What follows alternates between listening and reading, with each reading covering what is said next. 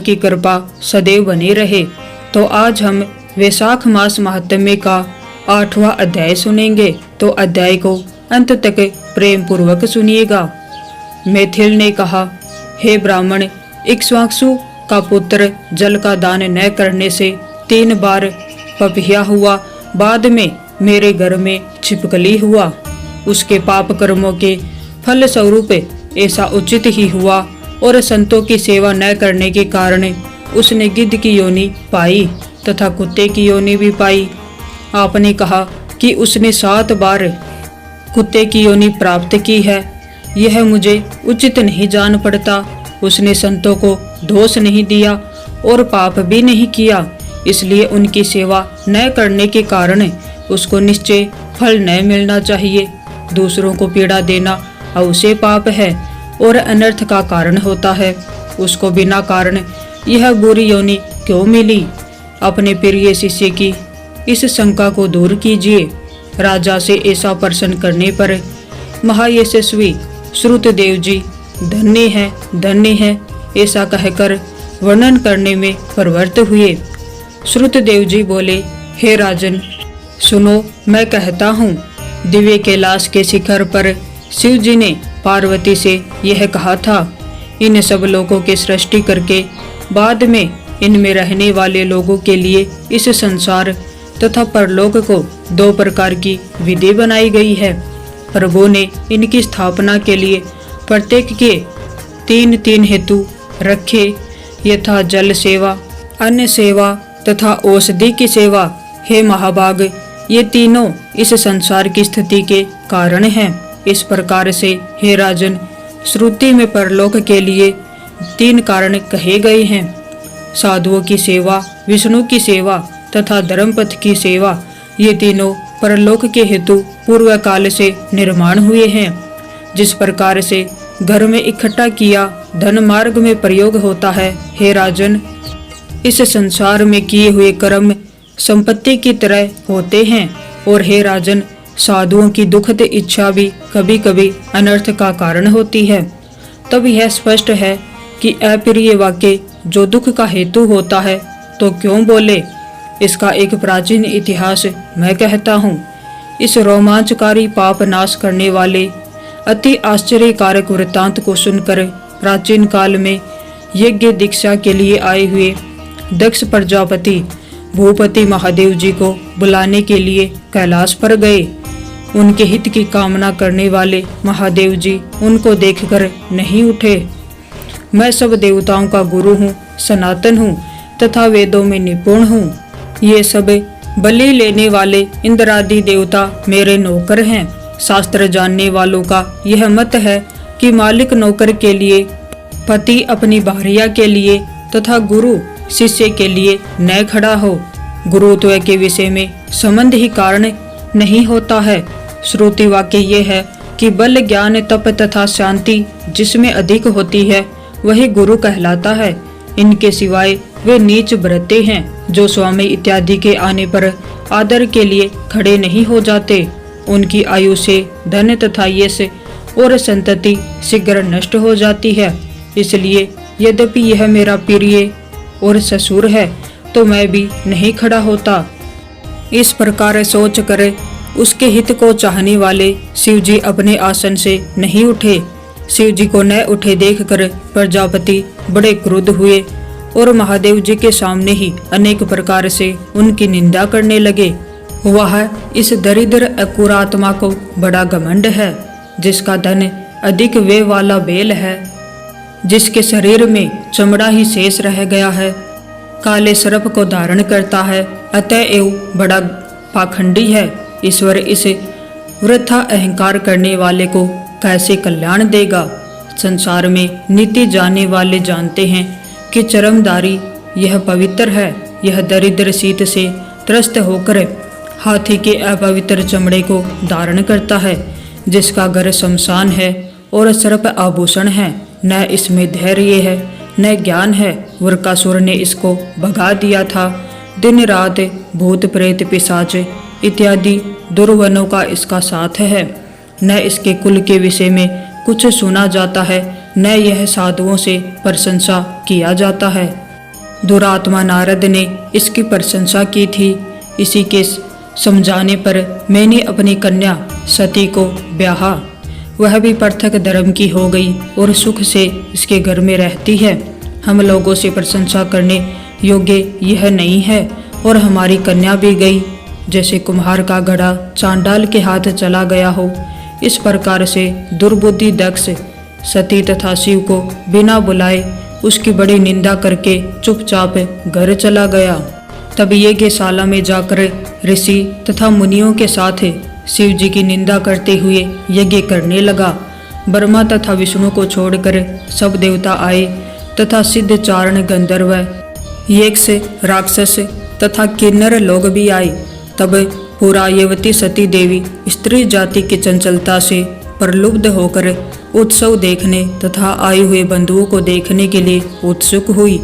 चंचल स्त्री स्वभाव के कारण महादेव जी के रोके जाने पर भी अब उसे जाना चाहिए, यह निश्चय करके जाने को उद्यत हो गई।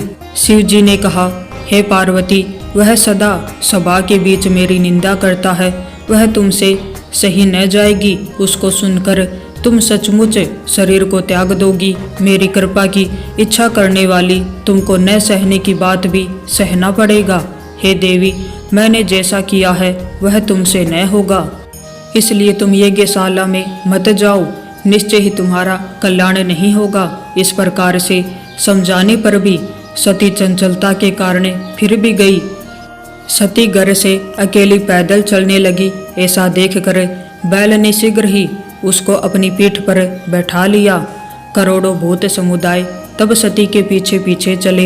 यज्ञशाला में जाकर वह अंतपुर में गई। सती को देखकर सब लोग चुप रहे। यह देखकर दुखी होकर वहां से निकली और पति के वचनों को स्मरण करके यज्ञ मंडप में गई। सभी लोगों ने तथा उसके पिता ने उसको देखकर आशीर्वाद नहीं दिया। वह रुद्र की आहुति तक पिता की चेष्टा देखती हुई चुपचाप खड़ी थी।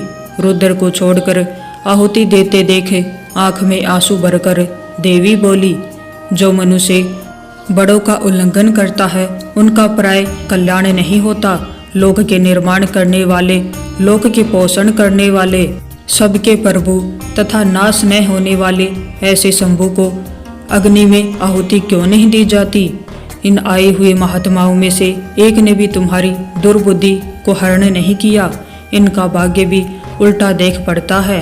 उसके ऐसा भाषण करने पर पूषा देव हंसने लगे और सबराग भृगु मोक्ष दाढ़ी फटकारने लगे। दूसरे भुजा पैर जांग और कांख फटकारने लगे और हतभागे उसका पिता निंदा करने लगा। ऐसा सुनकर वह महादेव जी की भार्या क्रोध से मन में व्याकुल हुई और उस सती ने और ऐसा सुनने का प्रायश्चित करने के लिए देह को त्याग दिया और वह सबके देखते हुए वेदी के बीच में हवन की अग्नि में गिर पड़ी। वहां बड़ा हाहाकार हुआ और जल्दी से शिव जी के गण दौड़े और उन्होंने महादेव जी से सब वृतांत कहा। यह सुनकर महादेव जी ने यमराज के समान एकाएक उठकर हाथ से जटा उखाड़कर उसको पृथ्वी पर पटका।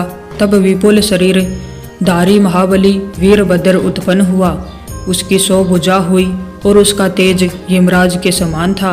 वह हाथ जोड़कर खड़ा हुआ और उसने शिव जी से कहा, जिस निमित्त आपने मुझे उत्पन्न किया है उस काम में मुझे लगाइए।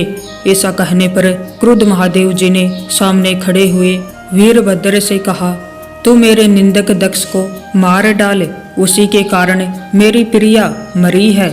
इसी महाबली के साथ भूतों के समुदाय भी जाएं।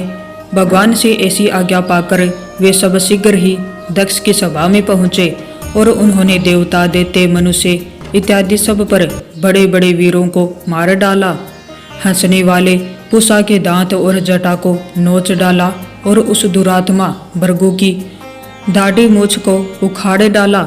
उस पराक्रमी ने उन सभी के अंग जिन्होंने पहले फड़काए थे तोड़ डाला और तब दक्ष के सिर को काटने के लिए उद्योग करने लगा, परंतु मुनि के मंत्र के बल से वह रक्षित था, इसलिए नहीं कटता था। यह जानकर महादेव जी ने इस दुष्ट का सिर स्वयं आकर काट डाला। इस प्रकार से यज्ञ में आए हुए सबको मारकर अपने अनुचरों के साथ अपने घर आए। जो मारे जाने से बच गए थे वे ब्रह्मा की शरण में गए। इनके साथ ब्रह्मा जी कैलाश में शिव जी के स्थान में गए। तब अनेक वचनों से उन्होंने उनके क्रोध को शांत किया। उन्हीं के साथ महादेव जी यज्ञ स्थान में पहुँचे और दक्ष की सभा में आए हुए सबको जिलवाया। तब शिव ने प्रसिद्धि के लिए दक्ष के धड़ पर बकरे का सिर लगा दिया। महात्मा भृगु को बकरे की दाढ़ी लगाई। पूषा को दांत नहीं लगाए, उसको पीसकर खाने वाला रहने दिया। शिव जी ने बिना कर्म के किसी के अंग किसी में लगाए। ब्रह्मा तथा शिव जी से सबका कल्याण हो गया और पहले की तरह महात्मा लोग यज्ञ करने में लग गए। यज्ञ के अंत में सब देवता अपने घर गए। उसके बाद महादेव जी गंगा जी के तट पर पुत्रांग वृक्ष के नीचे महातप करने लगे। दक्ष की पुत्री पतिव्रता सती देवी ने, जिसने अपने शरीर का त्याग किया था, हिमाद्री की मेनका के कोख से जन्म लिया और उसके घर पलने लगी। उसी समय तारका नाम का एक बड़ा असुर उत्पन्न हुआ। उसने अपनी तीव्र तपस्या से परमश्रेष्ठी ब्रह्मा की आराधना करके देव देवते मनुष्य तथा सर्पों से न मारे जाने का वर प्राप्त किया। वह महाबली देते महादेव जी के पुत्र के बिना किसी प्रकार के शस्त्रों से तथा अन्य समुदाय से न मरेगा, ऐसा वर लोक पितामह ब्रह्मा जी ने उसको दे दिया। महादेव जी को स्त्री तथा पुत्र न होने को कहा। उसने कहा ऐसा ही होवे। वर को प्राप्त करने के बाद वह लोगों को कष्ट देने लगा, देवताओं को दास बनाया और उसके घर में देव्या मार्जन इत्यादि दासी का कार्य करने लगा। तब देवता लोग उससे पीड़ित होकर ब्रह्मा जी की शरण में गए। उनसे वर्णन की हुई पीड़ा को सुनकर ब्रह्मा ने देवताओं से यह कहा, हे देवता लोग, मैंने वर देने के समय उस दुरात्मा को यह वर दिया था कि महादेव जी के पुत्र के सिवाय वह किसी दूसरे से न मरेगा। प्राचीन समय में शिव जी की पत्नी सती ने यज्ञ में अपना शरीर छोड़ दिया था। वह हिमाचल की पुत्री के रूप में उत्पन्न हुई है और उसका नाम पार्वती पड़ा है। शिव जी हिमालय पर्वत के ऊपर बड़ी तपस्या कर रहे हैं। लोकेश्वर प्रभु शिव जी का पार्वती के साथ विवाह कराना चाहिए। इनसे उत्पन्न हुआ पुत्र तुम लोगों के शत्रु को मारेगा। ब्रह्मा के ऐसा समझाने पर इंद्र इत्यादि देवता अपने अपने घर चले गए। तब ये देवता लोग इंद्र के सहित इंद्रपुरी में गए और बृहस्पति से सलाह करके पाक शासन इंद्र भगवान ने अपने कार्य की पूर्ति के लिए नारद तथा कामदेव को याद किया। तब इन दोनों के वहां आने पर इंद्र ने यह वाक्य कहा, आप हिमाचल के पास जाकर उनसे यह कहिए कि हे हिमाचल, तेरी कन्या पिछले महादेव जी की पत्नी थी।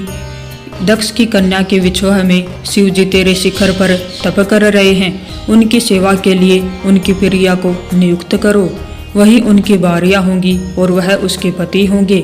इंद्र से ऐसी आज्ञा पाकर नारद जी ने शिखर के पास जाकर कहा। जैसा इंद्र ने कहा था वैसा ही उसने शिखर के पास जाकर कह दिया।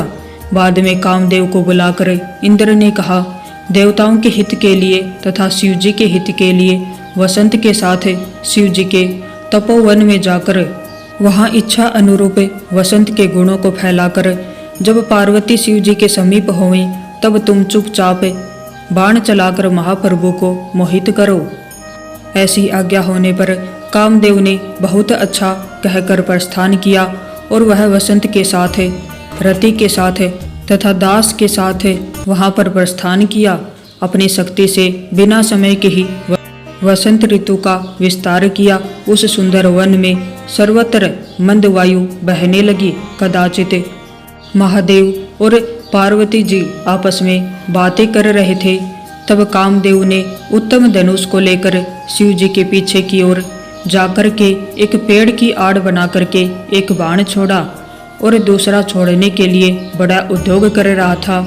इतने में मोहित चित्त होकर शिव जी चिंतन करने लगे कि मेरा मन तो कभी भी चलायमान नहीं होता, किसने इसको चंचल कर दिया। इस चिंता से व्याकुल होकर उन्होंने बाईं ओर कामदेव को देखा। क्रुद्ध होकर ललाट की आंख को खोलकर ऐसी तीक्ष्ण अग्नि को उत्पन्न किया जो लोगों को डरा देने वाली थी। उसी अग्नि के साथ बाण लिए हुए कामदेव को उसी क्षण भस्म कर डाला। कार्य की सिद्धि न देखकर देवता लोग स्वर्ग में भाग गए। वसंत तथा रति अपने दाह की शंका करने लगे। पार्वती देवी भी वहां से चली गई और शिव जी भी अंतर्ध्यान हो गए। शिव जी का हित करने वालों के लिए अनर्थ ही हुआ। यदि अप्रिय किया जाता तो क्या होता। इसलिए इक्ष्वाकु वंश का पुत्र सर्वदा साधुओं को अप्रिय था और वह दुर्बुद्धि अपना हित करने वालों संतों की सेवा नहीं करता था। इसी कारण से उसने बड़े बड़े दुखों का अनुभव किया और दुर्योनि प्राप्त की। इसलिए सब अर्थों को साधन करने वाली साधुओं की सेवा अवश्य करनी चाहिए। महाप्रभु शिव जी का अप्रिय करने वाले कामदेव ने भव से जन्म में तथा जन्म काल में बहुत से दुख प्राप्त किए। जो लोग इस पुण्य इतिहास को दिन रात सुनते हैं वे जन्म मृत्यु बुढ़ापा इत्यादि से मुक्त हो जाते हैं। इसमें कोई संदेह नहीं है।